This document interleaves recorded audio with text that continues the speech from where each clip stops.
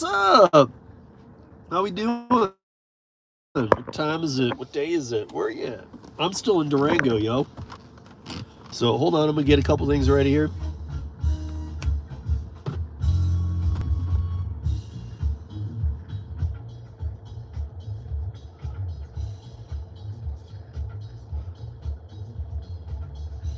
Uh,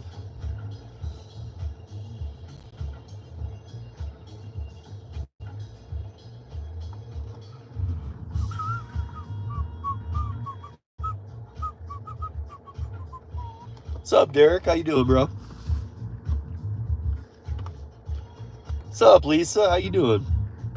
This is my buddy. This is one of my buddy's restaurants that I stay with here in Durango, Oscar's Cafe. It's right downtown Durango. It's right behind the train. It's right behind where you board the train for Ure, the scenic route train. It's badass, right downtown. And he's got a new restaurant too. I'm about to turn on a bunch of apps, multi-app here for a little bit. That's why I'm not doing 13 because I'm still in Durango. It's day 3. Normally when I'm talking, I can take these off for a little bit and talk to you guys, but yeah, maybe he had a couple margaritas or something last night. I don't know. These things ain't coming up. But yeah, I stay with some really good friends here. I have some amazing friends here in Durango. So day 1, got here, worked for a bit that night because I got in right around dinner time. And then yesterday, met with different people, worked for like 4 hours. I'm gonna work a few hours today. I'm gonna stop at Search and Rescue for this winter on my way back tomorrow.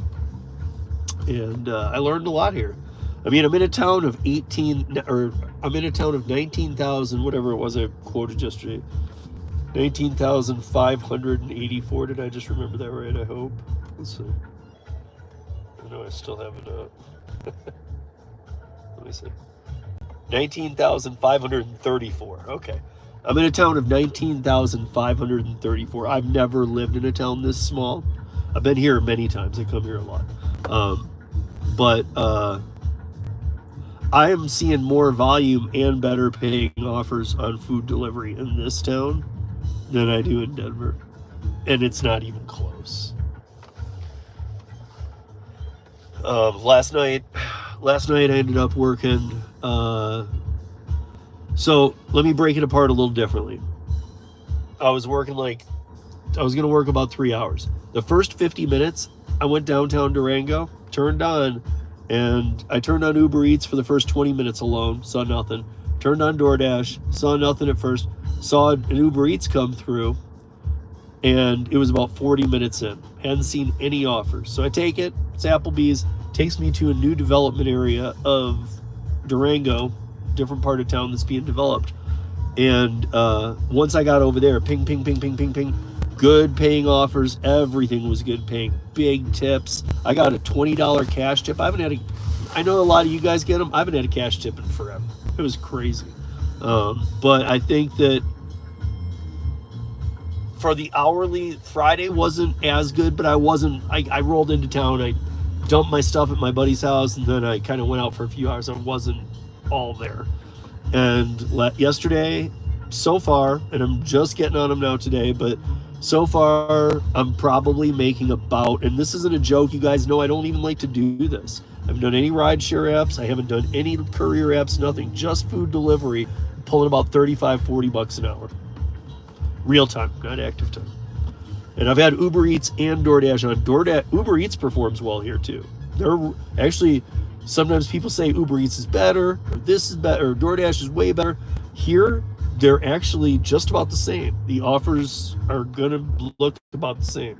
So we'll turn them on, we'll see if we get some. I can't guarantee. It's now a Saturday morning. I don't know what Saturday morning is like here, because a lot of people I come here and do search and rescue that I snowboard at around the area. But in the summer, it's a lot of rafting in that community, and not everywhere has that. Not all mountain towns, and the ones that do, it's very big deal. So rafters, kayakers, mountain bikers, they're all over here, and that's a different crowd because it's 10:58 here right now. They're still out. They usually don't finish their mountain biking, kayaking, rafting, tubing, whatever the summer activities are. They usually finish them up about 3 o'clock. So here I am in the total hour. They're all out doing their thing. So it should be a good gauge on just the city itself. And again, I'm going to be, the breakdown that I did yesterday and today, I'm going to actually do one that is refined when I get back to Denver that explains this experience, because next is Steamboat, and then after Max goes to school, I think I will be taking this on the road a bit because it worked pretty well. So it is going to be a long story. It wasn't going to be, but now that Tim had to be a dick about it, it is.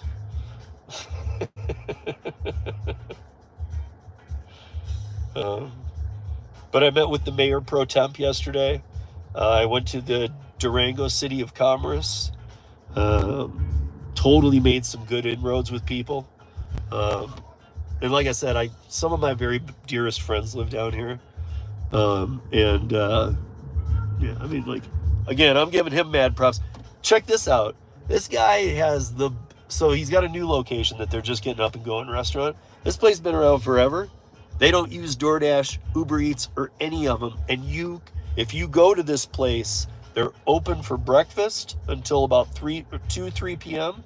So they're open from like 5 to 2 p.m. 7 days a week.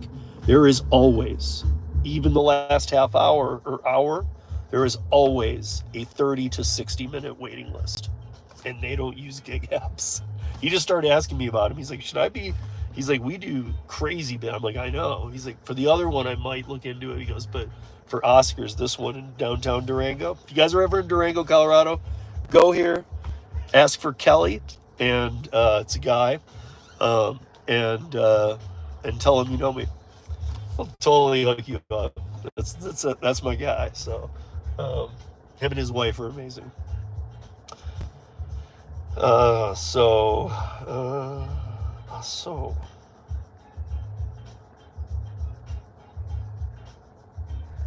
I'm just checking Instacart. I trust me, it's gonna go right back off. But I just want to see.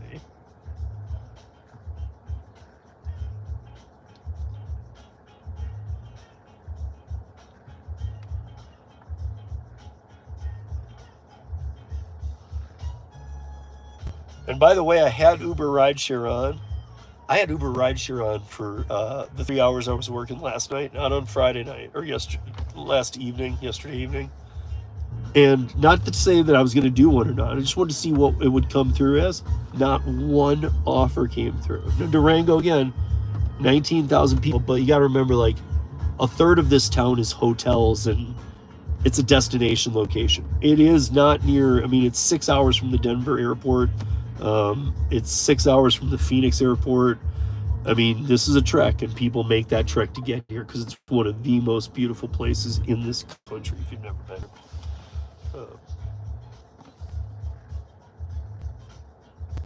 Yeah, no, that's what I said too, Tim. This place, I think it would get almost more confused by Uber and DoorDash, and that's what I told my friend Kelly too, because he's an amazing chef, and he owns and operates this place. But they do the volume they do. I mean, it's just, they've got a small kitchen, and you'll notice, Tim, they got like 5 people working back there, and they're like crowded, but they work he pays all his people very well, and they crank it. And I was like, man, you're going to be dealing with upcharging on your menu. You know, if you had a struggling day, maybe, I don't know, but like for this place, I don't see any need to involve the gig apps. However, his new place, he's taking over, that's about 10 miles outside of town. It's in an area that's still being developed out a lot, and it has 3 times the size kitchen of this place. It's been around for a while. It's just been this old like hunting lodge, and he bought it, and he wants to kind of turn it into a cool kitchen. And I said, now see, there might be interest in doing that, especially while they're building up the houses and stuff. So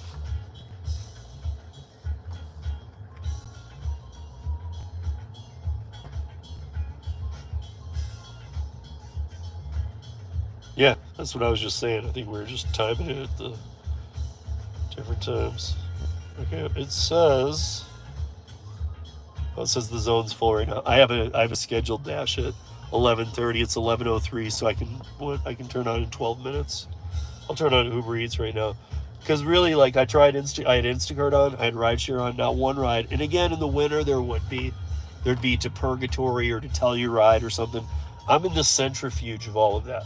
If I go 45 miles that way, I'm at Pagosa Springs, Hot Springs. If I go an hour 15 that way, I'm at Wolf Creek, which is one of the best mountains in Colorado to ride. If I go 20 minutes north, I'm at the Durango Sulphur Hot Springs, and 10 minutes past that is Purgatory, which is an awesome place to ride and ski. And then if I go an hour 15 that way is Telluride. And if I go 45 minutes that way, you guys can't see all these directions I'm pointing, but are the Four Corners. In 45 minutes, I could be down to Mesa Verde and be at the Four Corners, where you can stand in Utah, Colorado, Arizona, and New Mexico all at once. So, really cool location. It's just, if you look it up on a map and then you're like, that's awesome, and it's try and find the closest airport. That's the kicker, man. They really, and I kind of like that about this place. You have to make the trip in. But I've been pretty blown away that I can make more on Uber Eats and DoorDash in this town with 19,000 people than I can in Denver.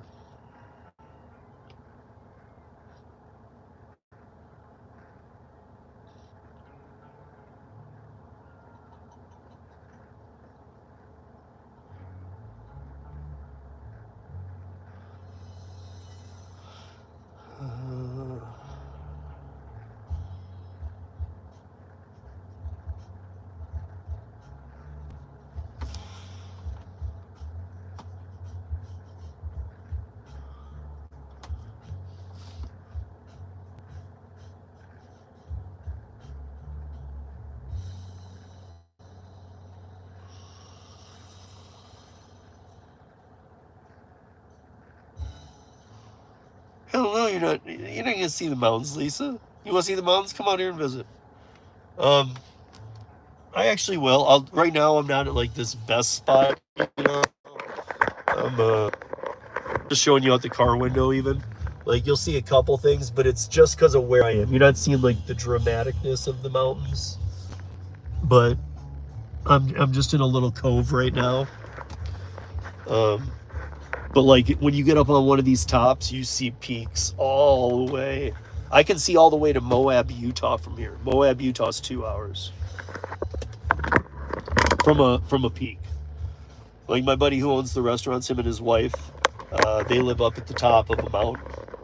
They have a whole cul-de-sac as theirs. Their view is sick. I made a short on this channel. That short is from his deck. That's a sick view. Hey, what's up, Bubsy? What's up, Kevin? What's up, Ellen? What's up, Traveler? And I think I said hi to everybody else. What's up, people? What's up, lurkers? All right, man. I didn't want to turn on Uber Eats first, but fuck it, man. I can turn on DoorDash in 8 minutes. It's really sad. Again, it's good, I guess, but it's really sad that every offer I've seen makes more sense than any offer I see in Denver on either Uber Eats or DoorDash. Every one, even the ones I didn't take, made more sense here. Ridiculous.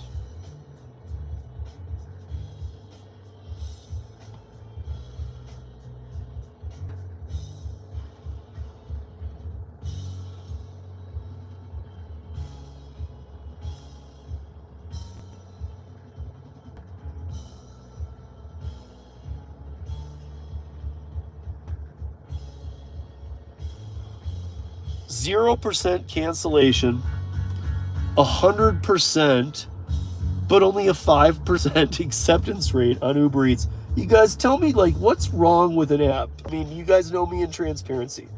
That is proof that... Ooh, what's this?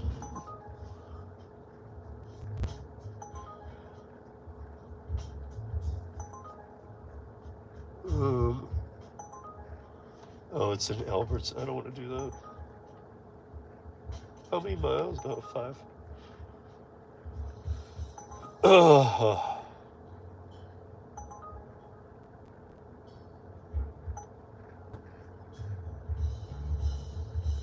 But even that was a thinker, man. That wasn't horrible. It's just I'm not by that. I'm not by that part of town. I'm on the other, trying the other side of Durango today.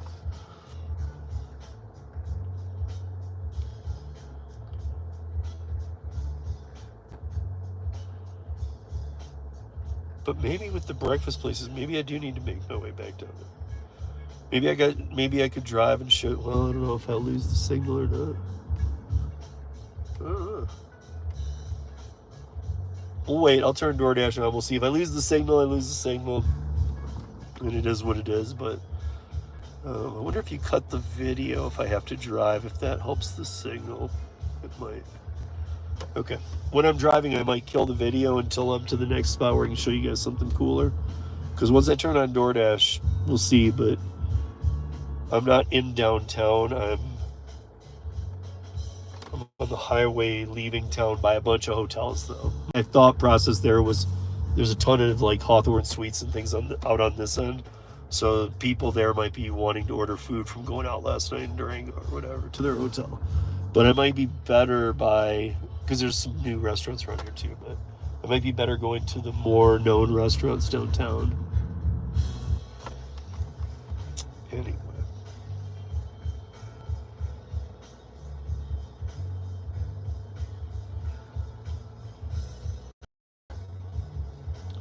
But this, I'm a little run down today, but I'll tell you, this trip, this rodeo road show that I've been trying to decide if I want to do, this one proved to be, and I thought this, hey, what's up, Canadian Gig Life? How you doing, bro? I thought that this went amazingly well for the cause of independent contractorship, the connections I made. And I don't live here. I do have a good friend who's, runs businesses, so he had a couple leads in for me, but I even made connections he didn't know. All that went well. I saw how the market performed. And even in summer, which this is more of a winter destination, even in summer, it's kicking it. So, yeah, I mean, I'm impressed. But I want to keep this road show going. I'm going to try Steamboat before Max goes to college. Steamboat, Vale, Summit County, which is Breckenridge, Keystone, and A Basin. And I'll hit all those on the next beta run before Max goes to college. Then once he goes to college, I'm going to be doing some out-of-state stuff. So, watch in a city near you. And I'm serious. I might be coming to your city. We'll see.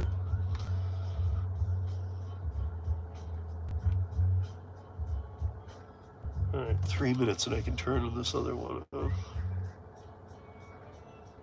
I know. And Derek, you said that before, and I thought I was thinking the same thing. And now I had such luck here because the biggest part of it is it's not about like traveling and trying other markets with apps. That is a bonus, and I will be doing that to fund the travel. But what I'm saying is, that's one cool idea to do. But the real kicker for me is talking about the legislation. I'm going to be staying at places where I'm not going to be having to get hotels. There might be one or something where maybe I do one night. But everywhere I'm going, I have some of my closest friends live. So I have a place to stay. And so that's covered. I'll get to see some people, but I'm also going to places where legislation matters and where I'm going to have things set up.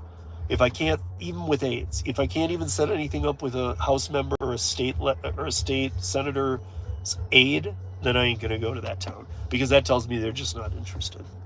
I mean, again, it takes more than me just calling going, hey, can I get a meeting? And if they're like, no, I'm like, you're not interested. No. I'm saying that, like, really making the effort, reaching out, hitting them up, talking to them, talking to the aides, saying why I'd like to come through and talk. that usually, I haven't had anybody go, screw you, man, I don't want to talk, hear that. They absolutely are open to hearing other ideas. So. Hey, what's up, Brandon? I'm down in Durango, buddy. You and I have talked about this place, and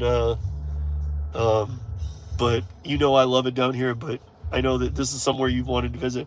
Man, I've heard that train leaving every day for Ouray, and I think you every time I hear it, because I know there's trains all over. But Brandon's wanted to do that train. If you guys aren't familiar, the train from Durango to Ouray is one of the most badass experiences. Like, it's old-fashioned train. It goes when it comes into town, and this, my buddy's restaurant, where you get on and off the train, it's right on the other side of the track. So he just crushes it, man. But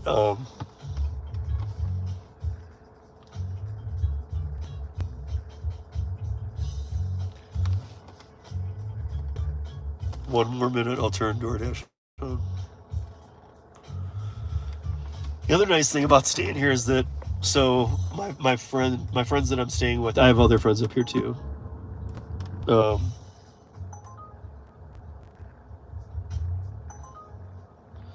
don't want these Albertsons orders, bro. No.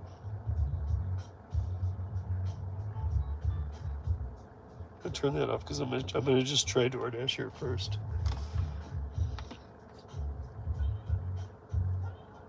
But I think that I did learn something. So, like, if this was the snowboarding crowd, I can tell you, in the skiing crowd in the winter, 11:15 a.m., yeah, a lot of people are out on the mountain, but people that went extra hard yesterday because it snowed or it didn't, or they found a cove, or they made a kicker on the backside of a mountain or something and just beat themselves down. Half of the people who come up here to go out and ride every day usually take one down day.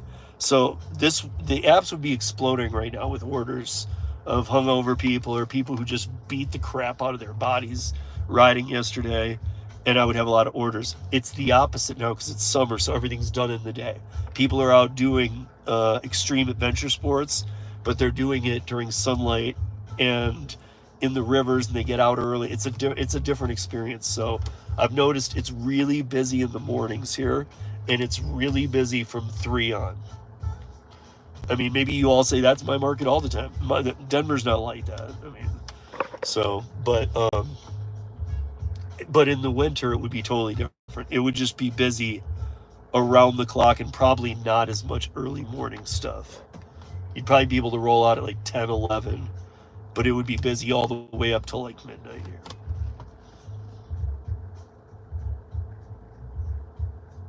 But, back to my friends. My friend Kelly owns 2 restaurants, restaurateur, chef, 20 years. They're both from Georgia. They're from just outside Atlanta. And Leanna, his wife, is the head of respiratory therapy at the Durango Hospital, which is great for me. You know.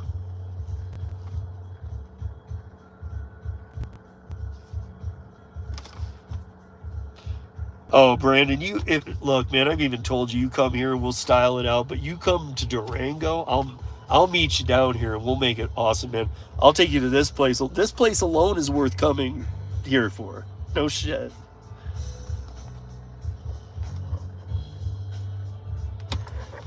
I mean, you can even look it up. You can Google Oscar's Cafe Durango right now and take a look. You'll see this little diner place, but look at their reviews, look at their food. It is dope ass amazing.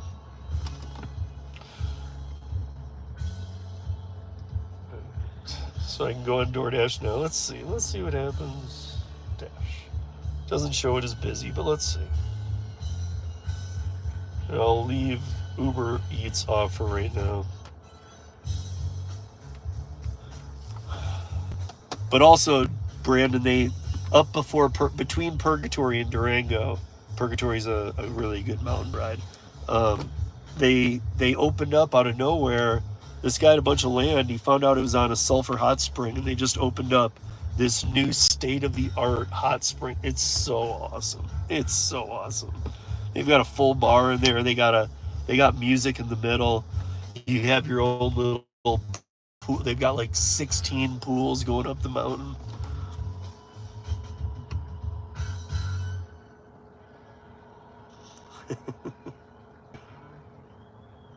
10 hours, 48 minutes. See, I mean, I'll be honest, Brand, even for me, Durango from Denver, no joke, Durango from Denver takes me 6 hours. So to me, it's not that bad, dude. It's like what? It's not even twice as long. It's not that bad considering you're in Texas. Because there's, if you look where I am in Denver, and if you look at where Durango is, you'll see that you have to take a lot of like country or county roads and highways, and you have to go over some passes and stuff. There's just no direct route here. You'd be doing like some Highway 50 or 40 stuff. But you could take Highway 40 right through Santa Fe and up.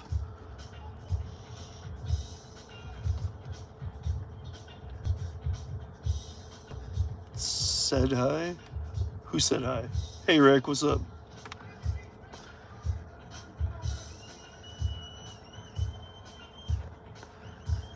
Yeah, Bubba Sue.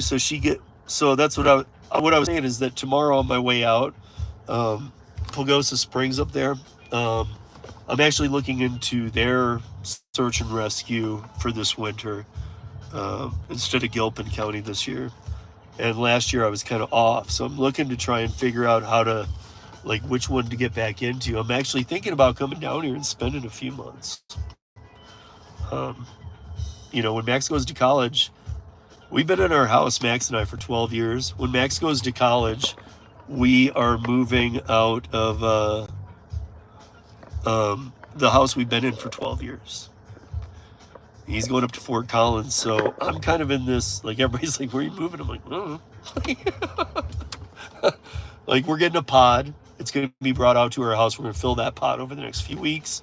That pod's going to be taken to storage. That's going to be our stuff. But I'm just going to have some stuff for a while. I mean, it's not like I'm like completely, like, I have no idea. I do have some ideas of what I'd like to do before I pull the trigger on getting a new place. Part of it being this road show. It's something I've wanted to do for a while. It allows me to see some people I've known for a hell of a long time. Potentially a lot of you guys too.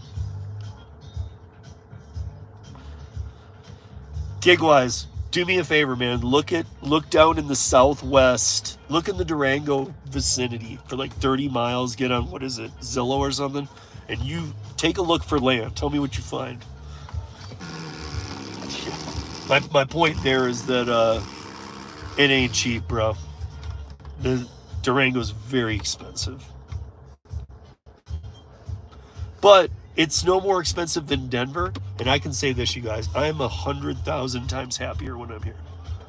I mean, again, I snowboard, I do search and rescue. This is a hub for what I do. And it's like, it's in the middle of it. It's not, you have to go places. I'm right there. So, but it's as much as Denver. It is 10 times better living. But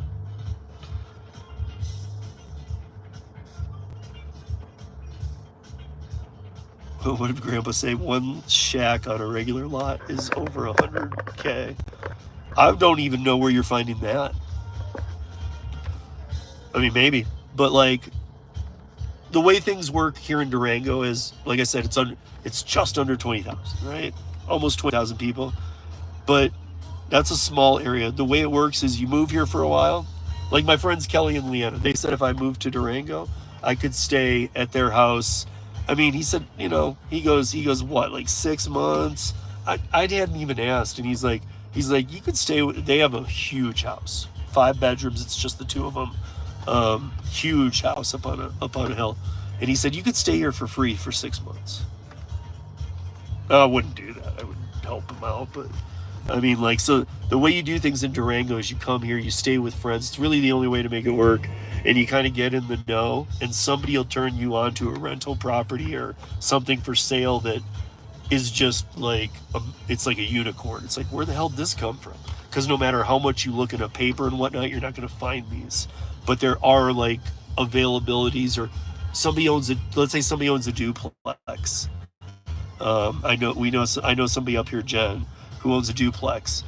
She never, ever in years that she's lived here, she just waits until if the person moves out, she kind of puts the word out with her friends that, hey, the other places for rent. And it's cheaper than other places. It's better than other places. It's great location. And your roommate's this Jen and her husband Guy. That's his name. He's awesome too. But you're living on the other side of them. They're great people. So it's more about them finding the right people. They just want it to be a friend. So there's a lot of that type of stuff here. Durango's a kind of in the know town if you're going to try and move here. Later, Derek. Gigwise just found 40 acres in Durango for 100K. Is it in Durango? Durango Valley's huge, dude. And again, I wouldn't expect, obviously it's not in Durango because there is no 40 acres in Durango that's left. But I'm wondering where it is, man. You should text it to me, man. Text it to me. I hope I get like an order here, man. I'm on, right? Yeah. Oh, Durango's starting to show a little heat. Hold on, guys. I'm going to try and drive. I'm going to kill the video because the last time... Post a canyon. Okay. But the last time that I used video... okay, so... I'll take a look, Tim, but so like here's Durango. If you kind of look, there's a mountain range here, and then there's one on the bottom. There's some highways that come in and kind of go 3 different ways. If you're looking at it, is it what would be to the west? So if you're looking at it left on the map to you, or is it right, which would be east, or is it north, which would be up? I'm just curious because I do know the parts of Durango like that. So hold on, guys.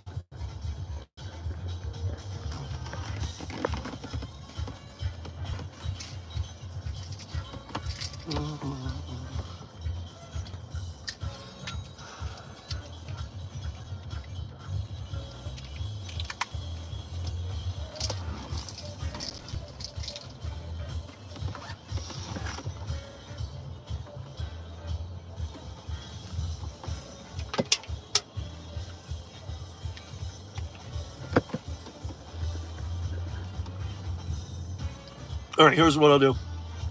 But whenever it dies, here's what happens. You guys don't find the new stream. So right now, if this stream dies, I will start a new one as soon as I get to that other part of Durango. It's like 5 minutes away. I'm just afraid of it dying out, coming around this bend. But if it doesn't, great. If it does, I will start a new stream. I'll try and show you guys a better view too.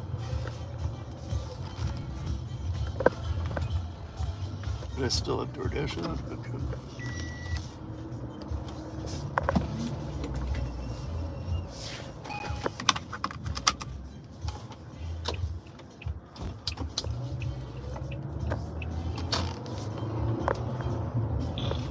We are audio and video recording this ride for your safety.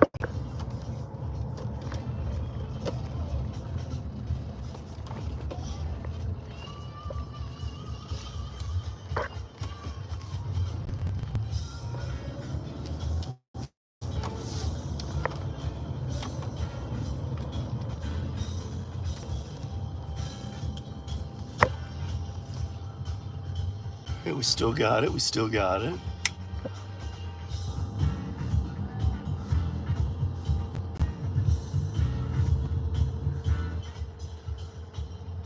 All right, Brandon, you should jump back on, man, because I'm gonna be right by the train, bro. I don't know if it's already up in your area because it does like 4 trips a day, but I'm gonna be right by the train.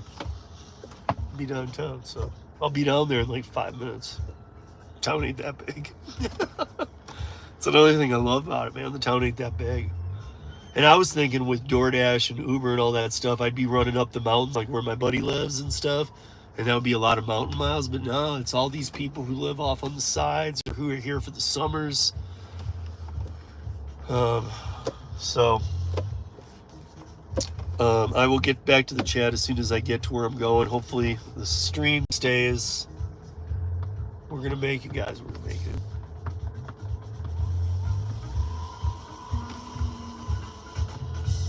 But yeah, like I said, I got here. I was able to dash now. I'm not a top dasher. I was able to schedule half-hour blocks yesterday, half-hour blocks today, the way I would the day before. Again, Colorado transparency, guys. You guys don't have that because you guys don't have transparency. But it's also removed. There's no need to have platinum status in Colorado anymore, because even the people who still claim the reason I need it in my state is because it allows me to dash now. I get that in some markets, but in Colorado, you can dash now anytime you want. You don't need any type of platinum dasher. It's just not true.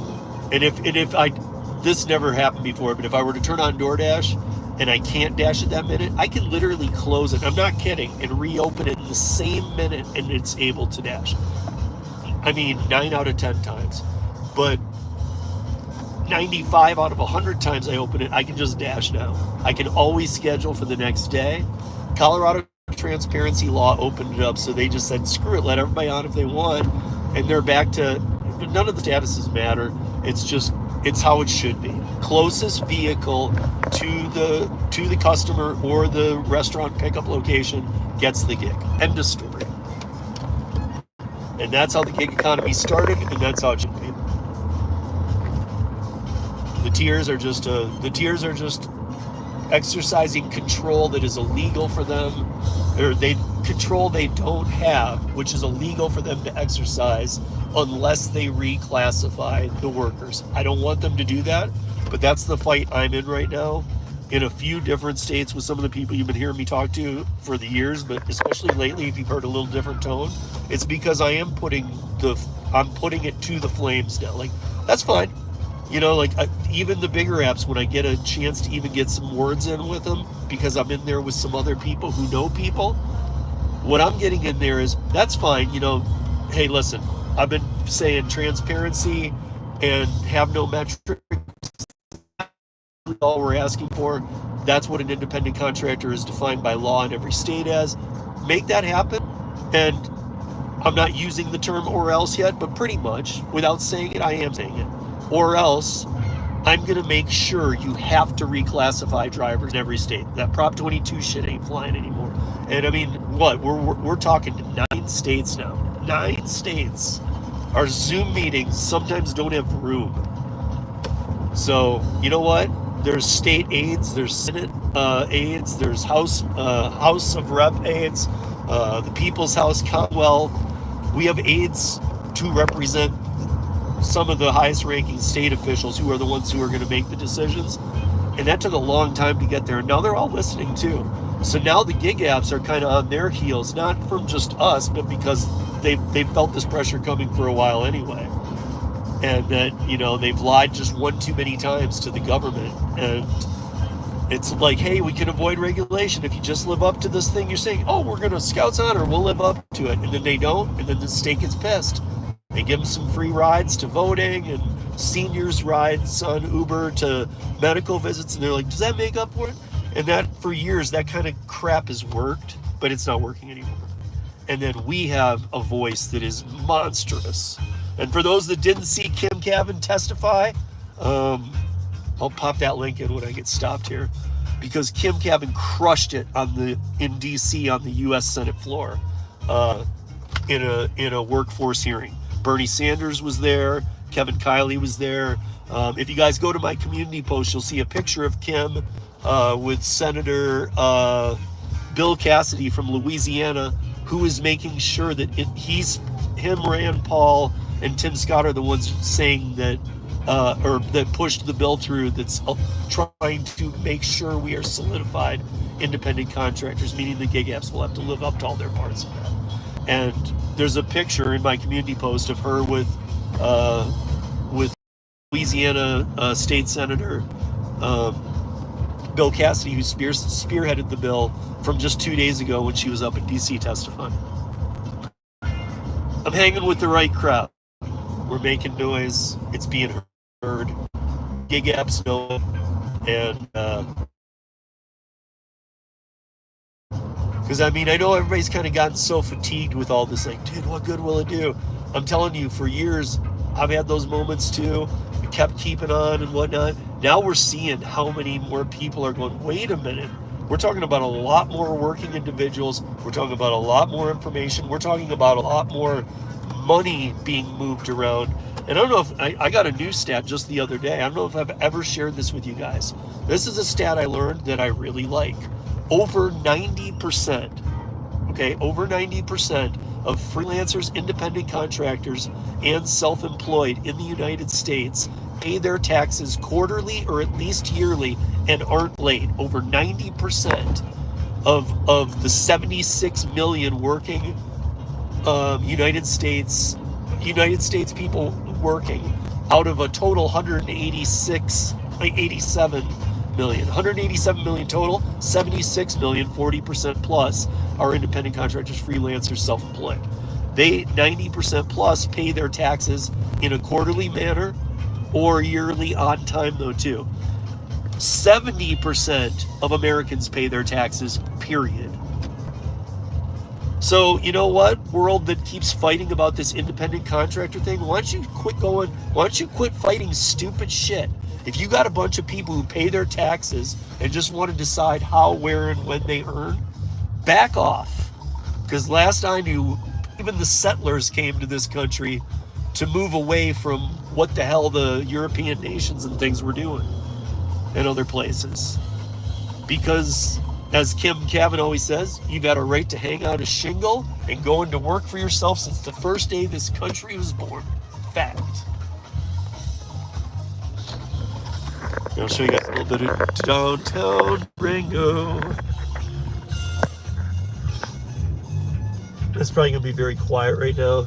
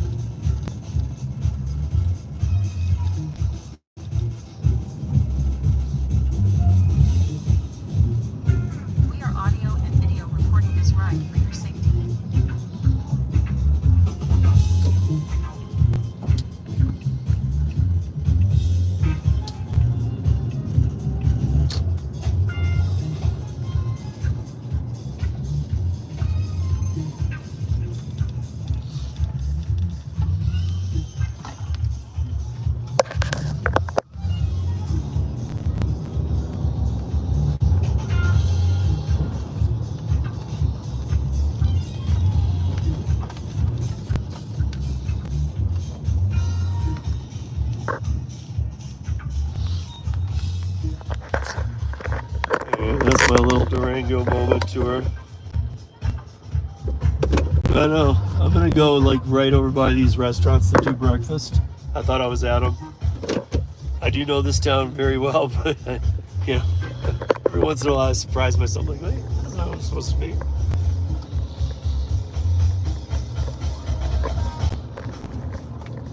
But yeah, and then that way, like those mountains start getting into the 14,000 peak mountains. Those are 14ers up there. And that's Telluride up there and Ouray and a lot of other places too.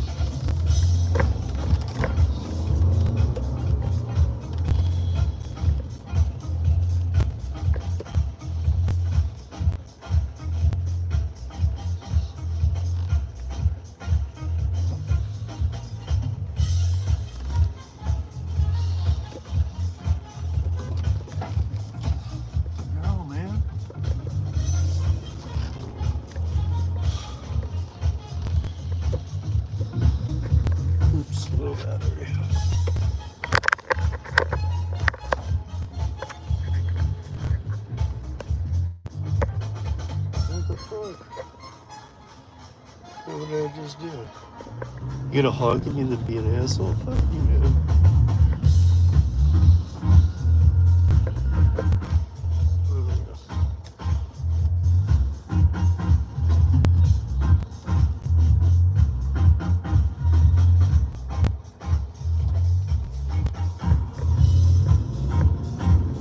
And there is a state college here too. It's a small one, right up the hill.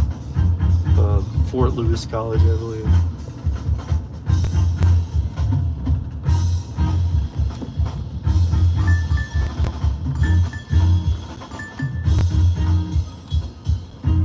Oh, that's a big negative Ghost Rider.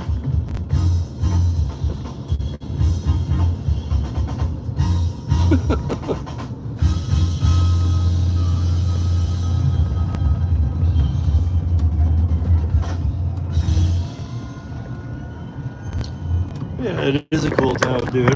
And now I'm going the other way.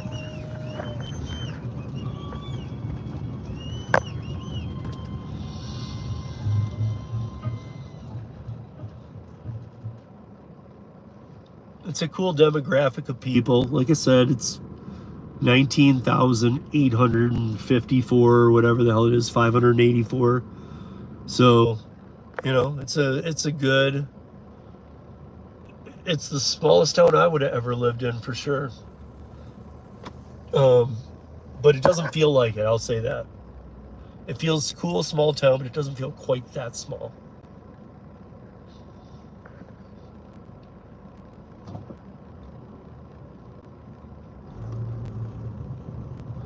And the other things too, I can be to Santa Fe, New Mexico in 3 hours.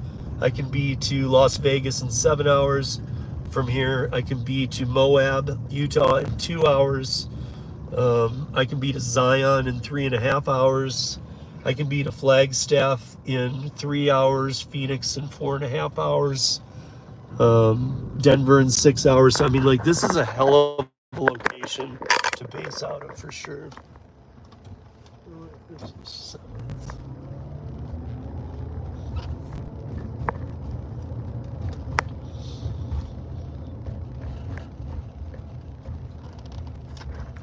forgot about that little battery shit.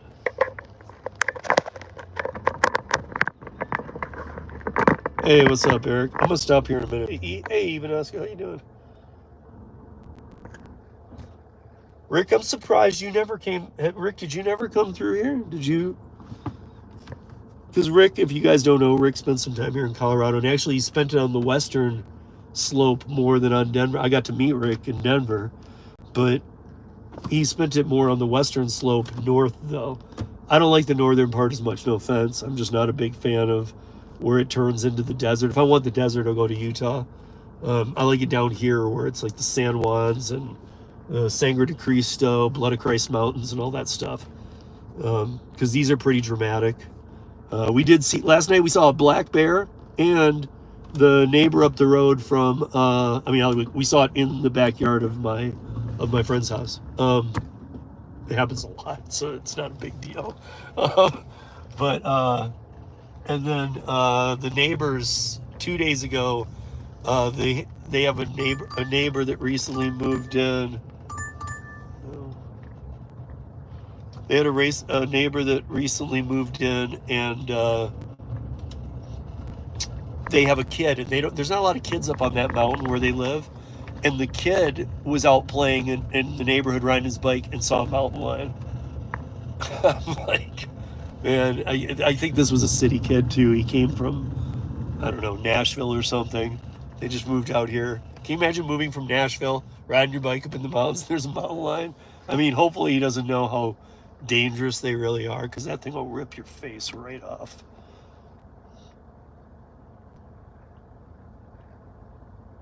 How do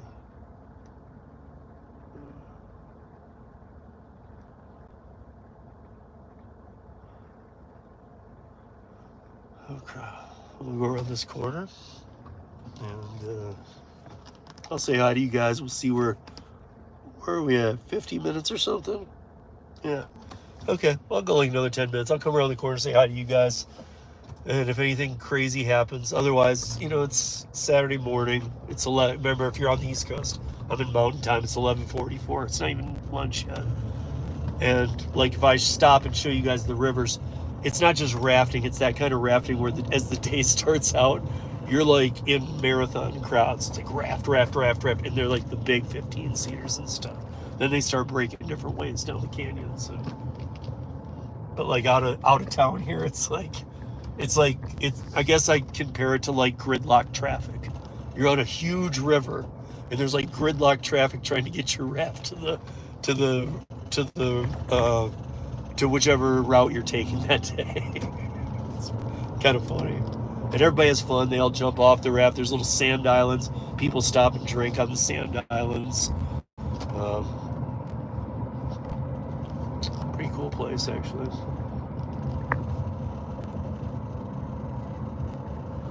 Let me see, what is this? I'll pull in here. This is a decent location.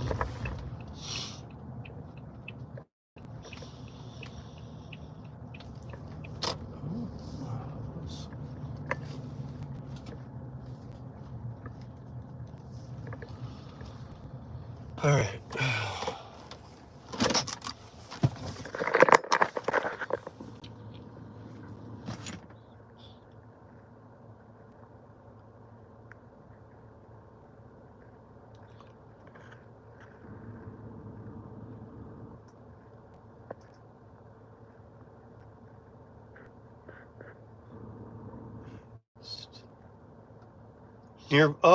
Near Pueblo. You were on the western slope though too, weren't you? Like down south of Grand Junction? No? Hmm. Yeah, when you say southeast and you say Pueblo, Pueblo is actually in the middle of the state. A lot of people do that too. It's like they think, oh well, this is where the Rocky Mountains starts. So like that's where Denver is too. It goes north south, right down the middle of the state, the Rockies. And everything west is Rockies, everything to the right is plains, and like so even Denver's in the plains, but people think like, oh, this is the end of Colorado. No, this is half. Denver's right in the middle of Colorado. That's the other half that's all cool. That's the mountainside. You know?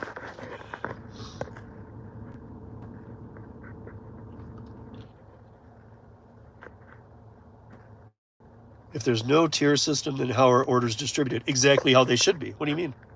They're distributed by closest car to the location. That's it. They have to, in Colorado, they have to show complete transparency. So when I see an order come in, it says total amount paid, and it says the tip I'll make on that one, and it can't be changed, and it can't be tip baited. If they tip bait, I still get the full pay, even on Uber Eats. Now, knock wood, that hasn't happened to me, but I mean, if it does, Uber Eats is allowed to say, oh, you want to remove the tip? We allow that. But what sucks here in Colorado for them now is if they keep allowing that, that's on them, because the driver has to be paid what the driver was showed. So if somebody says, oh, I'm going to do this $1 base pay order and tip $20, but I'll pull the 20 back, I'm still going to get paid 21. Sorry, Uber, that you allowed people to be assholes on your platform. How is that not how it should be? I ran restaurants forever in bars. I got to tell you, I have no problem taking bad food back or a bad drink, but nobody ever tried to come in and straight up. I mean, in all of my 30 years, never. And if I'm missing one or something, that's all it is. Nobody ever came and tried to play me for like a free meal for everybody, or, you know what I mean? Like, I just can't, like, that kind of stuff doesn't exist. So this is called reality. And in reality, you can't remove the tip because I always call it a bid on service, because in the traditional sense of being a server, bartender, whatever, you are being tipped on your service performance during that time. And a table might eat, they might have 3 rounds of drinks. So there's also what's called like property limits. So like if I'm a server and I have 8 tables, I don't want a couple sitting at one of my tables drinking water all day, because they're taking up my property of money I could be making, so I want to flip that table. But if you get a bunch of people drinking, you want that property to stay with those people. So you have a lot more playing that you have to do. So because of that, that's how I try and describe this to people, where they're like, Well, what if somebody wasn't tip baiting? Because I run into people who don't understand what we do sometimes. What if they weren't tip baiting? What if the service was awful? That's just part of the game, players. You know what? You're bidding on service up front. So if you actually have bad service, sure, call Uber, let them take care of you. But I've pointed out many times, I mean, what, 1 out of 10? I know that's probably not the correct number, but let's just go with it. Let's say that 1 out of 10 orders on Uber Eats in a given night are people not wanting to tip, but they want their food fast. So they put a high tip in. Even the Uber DoorDash algorithm moves it up quicker. You guys might not know that, but they do. They move it up quicker. But if you tip bait, then the driver was shown an offer. We're independent contractors. You have to be paid that full amount. And in other states, they're just like, oh, you got tip baited, man. Sorry. Like, that doesn't fly. This is exactly how it should be. This is how I always said it should be before it was even law. If Uber Eats is going to say, oh, the tip was removed, nah, then you allow people to remove it. You pay for it.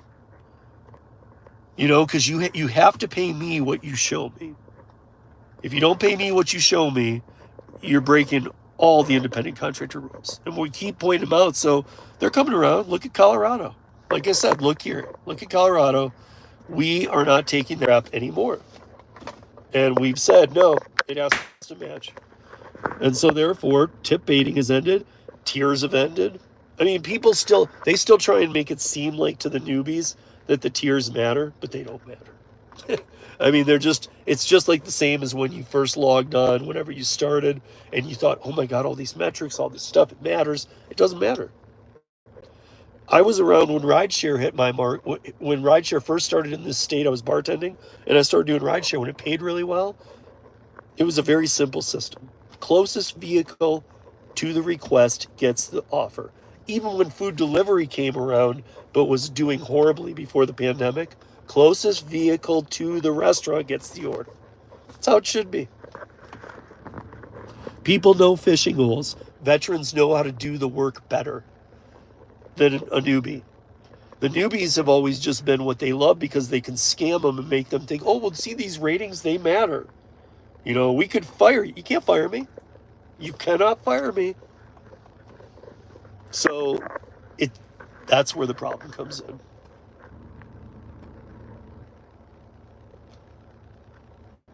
He thanks even Oscar.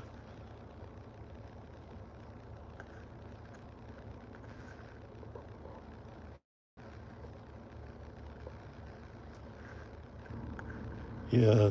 We'll be diving more into the Illinois thing. The Illinois thing, I mean, it's not as easy. None of it's easy, guys. And I'm sure as you watching this process and going through it with me, and I appreciate all of you who are, you're noticing this whole government process isn't easy on many levels because we're fighting different sectoral areas. And it's like we have to semi-align with a company we hate for a minute just to get a status provision, and then we can go to attack on them. There's just so many moving pieces. It's crazy. But the other thing I keep learning is we're not working on a federal level and don't want to be. We need this to happen state by state. So each state that we encounter is so much different than the last. And even Illinois, I had to learn all the Massachusetts Commonwealth law, which is much different than where I live or where I grew up in Michigan. And I learned all that. I learned Colorado's. I learned Massachusetts. I've been looking into other states, but right now the one I'm really diving into, I know California's, but right now the labor law stuff that we're looking into and how the sessions work, when they are, how they pass it, the timing of things. Illinois is this whole other nightmare, the way that you guys do things. And as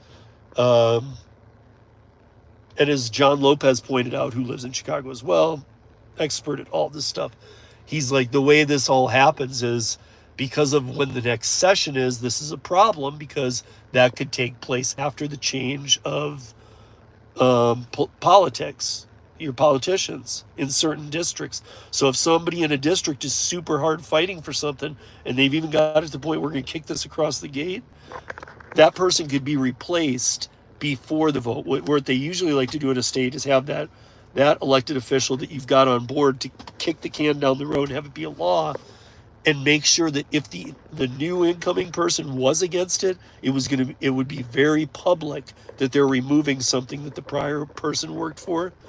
And on the national level, we see this all the time, but on the state level, it's considered a much bigger slap, and no voters like to see it. Modify it, get involved, whatever. But with this one, it seems like you could have these people that are great in Illinois who are representing this stuff, and then when it comes to when you guys meet again, what was he saying, February or January or December? I don't even know. Whatever he was, I'll have to go back. But whatever he was saying, I know you want to have some people voted out, but where will everything stand? Because right now, if you were to have a session, you could kick it through right now, some good legislation. But that's also alerted unions and stuff to the fact of, oh, this is going to happen here, and they've got a big base, so more people are coming in on the union side. It's just every rabbit hole is another 10 rabbit holes. And it's not conspiracy stuff. It's every rabbit hole is another 10 rabbit holes. I'm trying to just figure out what the hell's going on. But we're doing it state by state, and it's not like I'm having to do it alone. I'm not sitting there cramming the books. And I mean, I am learning a ton, but I'm learning it firsthand from the people in each state. That's what's really helped out here, is knowing all these people, and getting to know all the people that we have. So.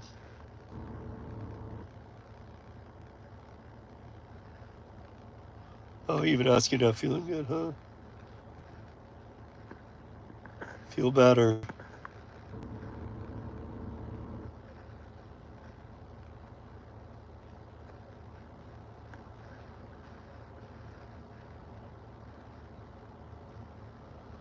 Does it still show your accept? Yeah, of course it does. But by next year, that all the metrics have to be removed. When that date is what we're targeting here in Colorado right now. There's some new provisions that go into the transparency law on January 1st, 2026. Otherwise, it would probably be like November that it would go in. But regardless, next year, first it was transparency. You have to be transparent. They do have an option. It's not a gun to their head. They can be transparent and show all the details to the customer and the driver. The customer has to see everything too, including what the driver's being paid. So those two are already in place. There's more being implemented into those laws in January 1st. We're trying to push through so it doesn't have to wait till November, that on January 1st, all the metrics have to be removed. But regardless, next year, all the metrics have to be removed. So they can't even show you acceptance rate, on time, any of that, because those are metrics that you can't have on independent contractors. So again, the gun to your head thing, it's not like there's a gun to their head. It's very easy. You have to do this. You have to remove the metrics, and you have to be transparent. Or what? Or else you have to classify these drivers employees. And we already know they won't do it. We know they won't do it. I still have people who go, no, they might. They've done. No, they even tried Australia and the EU. They will not do it, you guys. I even said, look, you heard it here a week or so ago. I said, it will never, ever happen. There will never